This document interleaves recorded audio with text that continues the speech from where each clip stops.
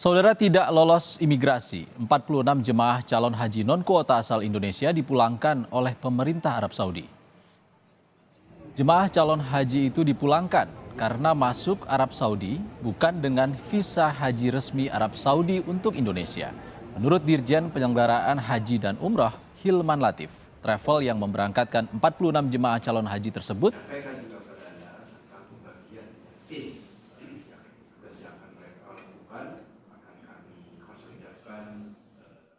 ada 46 orang. Ya, 46 orang sudah sampai di sini, sudah menggunakan baju ihram dan datang tidak melalui PIHK.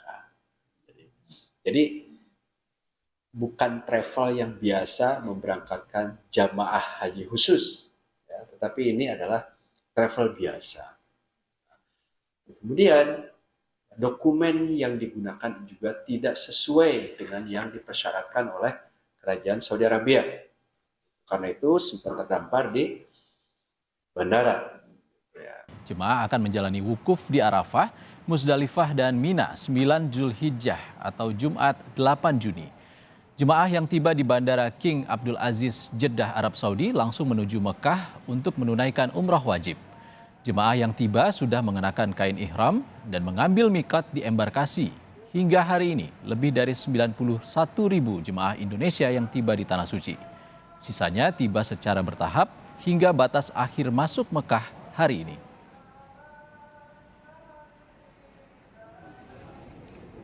Sementara tidak lolos imigrasi, 46 jemaah calon haji non-kuota asal Indonesia dipulangkan oleh pemerintah Arab Saudi. Jemaah calon haji itu dipulangkan karena masuk Arab Saudi bukan dengan visa haji resmi Arab Saudi untuk Indonesia.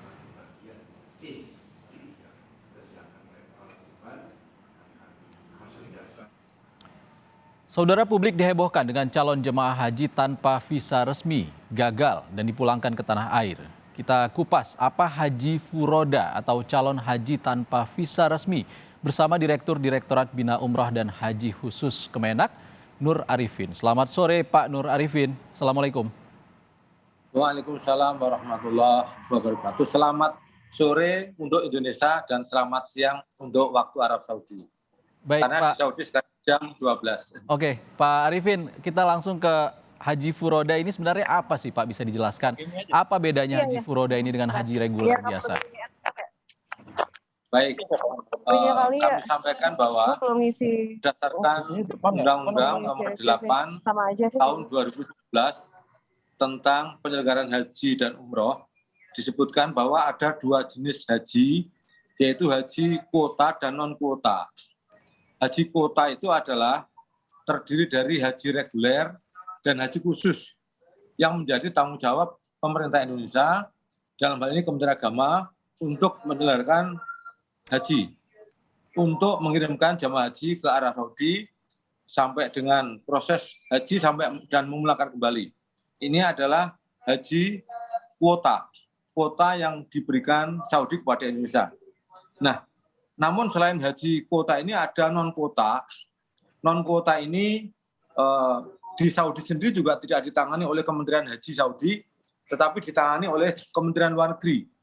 Yaitu pada dasarnya adalah undangan dari Raja untuk memberikan kehormatan kepada masyarakat yang menurut Saudi layak untuk mendapatkan undangan kehormatan berangkat haji ke Saudi.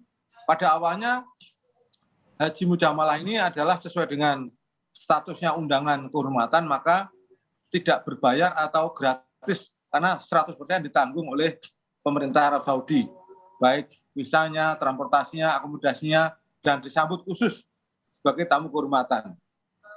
Namun dalam perkembangannya ada pihak-pihak tertentu di Saudi kemudian mengembangkan bahwa visa mujamalah ini tidak hanya untuk undangan, tetapi juga sebagian, tidak hanya untuk yang gratis, tapi sebagian ada yang berbayar. Yang gratis hanya visanya dengan misalnya biaya masa di Saudi. Kemudian akhirnya ada yang tinggal visanya aja yang bayar.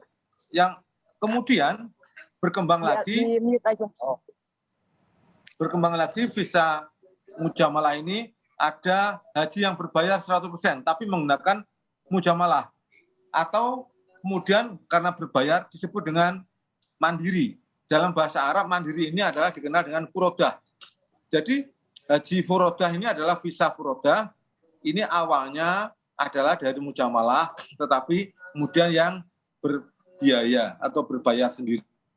Nah, saat ini lagi sedang ada pengetatan di Saudi karena ada indikasi penyalahgunaan visa mujamalah yang sebenarnya adalah usaha kehormatan yang tidak berbayar, tapi kemudian ya. Pak Arifin, lalu kenapa bisa sampai berangkat? Contohnya 46 jemaah calon haji yang dipulangkan dari Arab Saudi ini. Jadi setelah kami telusuri, tim kami di Bandara Jeddah melihat mereka ini menggunakan visa yang diperoleh dari Singapura. Dan ternyata visa ini visa palsu.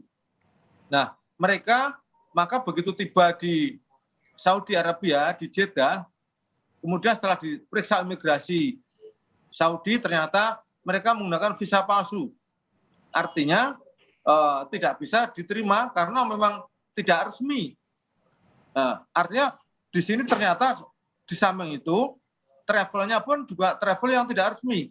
Karena menurut Undang-Undang Nomor 8 Tahun 2019, yang berhak memberangkatkan jamaah haji, mujamalah, atau haji khusus, ini adalah PIHK, penyelenggara ibadah haji khusus. Dan travel ini ternyata tidak memiliki izin sebagai PIHK. Terima kasih. Artinya ini tidak legal ya Pak Arifin ya, apa yang dilakukan oleh 46 calon jemaah calon haji ini. Sanksi bagi penyelenggaranya seperti apa dari Kementerian Agama, Pak Arifin?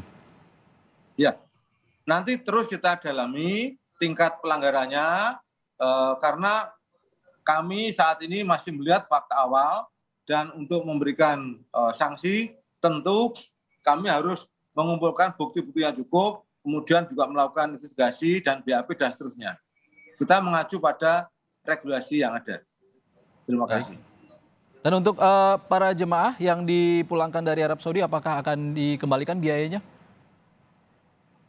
Oh, kalau masalah dikembalikan atau tidak itu perjanjian jamaah dengan travel yang bersangkutan.